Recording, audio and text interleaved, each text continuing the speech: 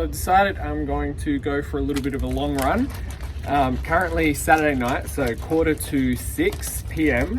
So I'm going to do a bit of a night run. So obviously my event, chances are I'm going to be running through the night. So I thought it would be a good idea to actually practice this, feeling a little bit fatigued, running without sleep, that sort of stuff. So yeah, just gearing up, getting a little bit of nutrition ready for the run. Yeah, gonna do a long run. No idea how far yet.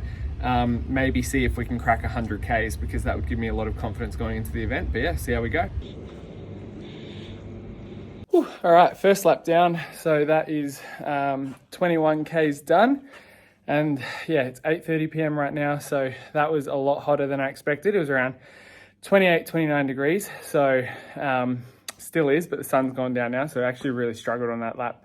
Thought this is going to be a long night, but towards the end of that lap, yeah, started to cool down a little bit and my heart rate started to drop a bit. So it was actually quite high. So I was struggling quite a bit, thinking whether I'm actually going to be able to continue, but hopefully a bit cooler now. So should make it a little bit easier, get into a bit of a rhythm. So yeah, one lap down and refuel and go again. Whew, so that is 40 Ks done and it is 10:30 p.m. or thereabouts. And I feel absolutely fucked. Not gonna lie, really struggling and it is really hot. So, a quick super duper to cool down. And also a bit hungry, so I think I'm gonna make a peanut butter sandwich and yeah, reassess and just sort of see where we're at.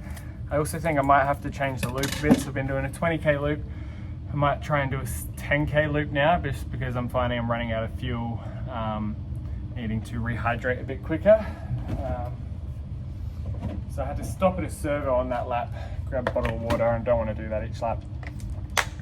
But yeah, it is very hot, very uncomfortable, very tired.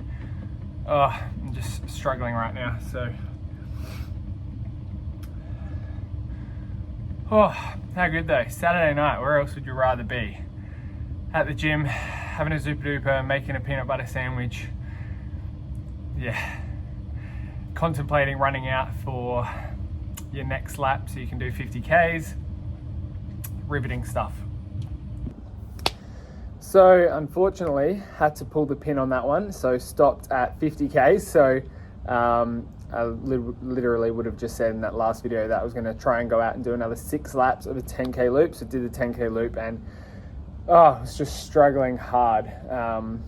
Like I said, even after just that first lap I did of 20 Ks, just really wasn't feeling it. I think ultimately it was just the heat. So yeah, ideally I really did want to get 100 Ks today. That was sort of the goal or the aim. Yeah, just have to pull the pin, which is disappointing. It's really difficult too, because it's like whether you're making, you have to decide whether you're making the right choice or whether you're just sort of making excuses as well. Like, you know, I can say like, you know, the heat was an issue and I just didn't feel like hydrated enough and things like that. But then it's like, are you making excuses? Is that sort of what you're meant to feel like? Should you be trying to push through that? So those are sort of questions I kept asking myself. And ultimately I feel like it wasn't worth it, and probably wasn't doing the right thing if I tried to keep going. Even on that last lap there of the 10Ks, it was just like a hobble.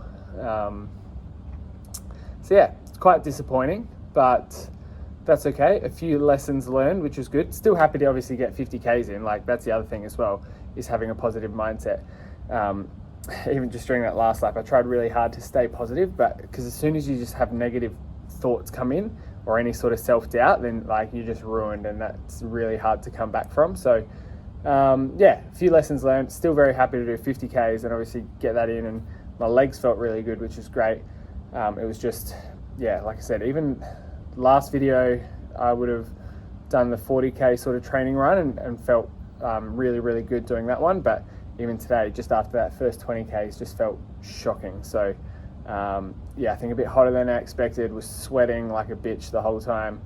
And yeah, I think it just really, really impacted things. So a few lessons learned, and we will take them on board and hopefully go again. It's just, yeah,